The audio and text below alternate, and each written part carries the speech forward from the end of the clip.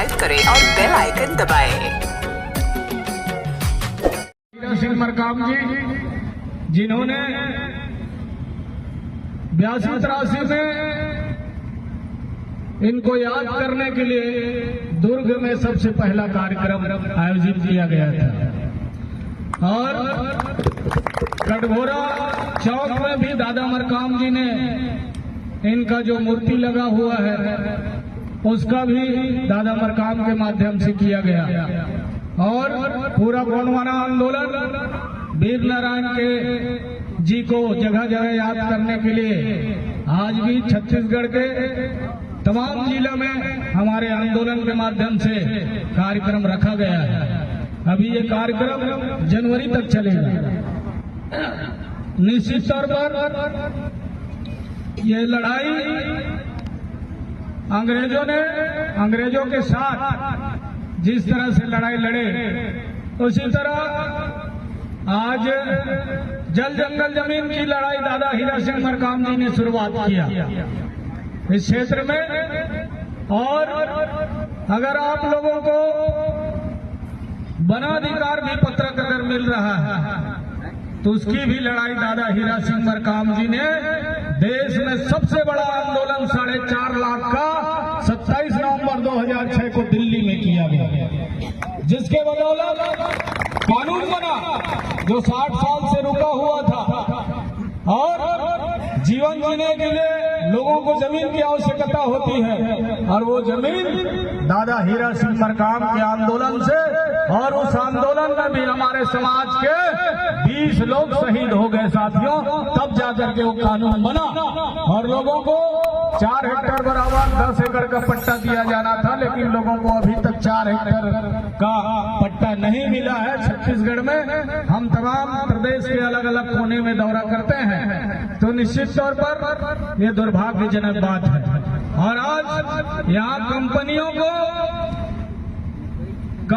को सरकार कौड़ी के दाम पर पूरा जंगल सौंप दे रही है। जो हसदेव अरण्य हम लोग अभी 2 दिन पहले गए थे 7 तारीख को रायगढ़ धौरा भाटा, 10,000 लोग बैठे थे 4-5 दिन तक। लोग टेंट लगा करके माननीय विधायक जी हमारे के साथ हम लोग पहुंचे थे और उनको समर्थन किए और सरकार को घुटना टेकना पड़ा, भी वहां जन सुनवाई नहीं हो पाया।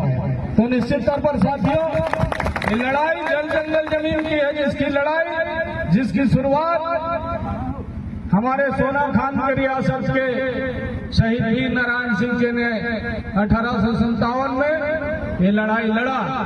वो लड़ाई था माखनलाल के यहाँ अन्न का भंडारण था कसडोल में और उस समय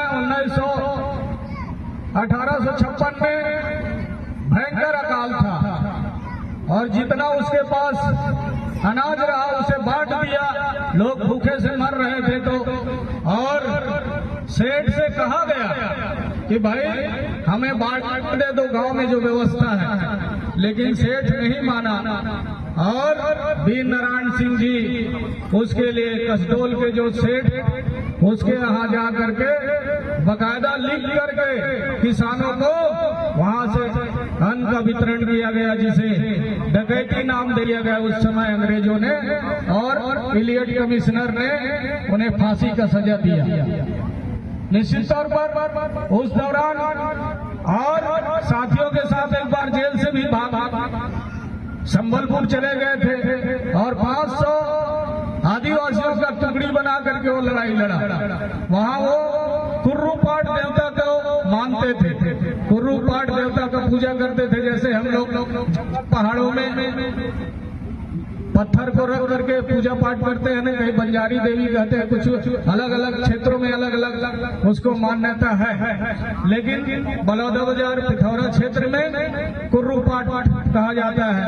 आज भी गांव में वहाँ कुर्रू पाट देवता को मानते हैं। तो निश्चित तौर पर साथियों ये लड़ाई है, आने वाले समय में आपको संगठित होकर के लड़ाई लड़ना है। पूरा छत्तीसगढ़ लूटने जा रहा है, पूरा छत्तीसगढ़ को लोग सौंप दे रहे हैं, जंगलों को पहाड़ों को पूरा सौंप रहे हैं। निश्चित तौर पर अब इधर कोयला का खदान है, कहीं सोना निकल गया है, सोना खान में तो सोना निकला हुआ है, उसका भी नीलामी पिछले यानी आज से 10 साल पहले उसका नीलामी कर दिया गया था, जिसके विरोध में किसान बैठे हुए थे। उसको भी पुलिस के माध्यम से किसानों को पिटवाया गया और उसे ठेका दे दिया गया।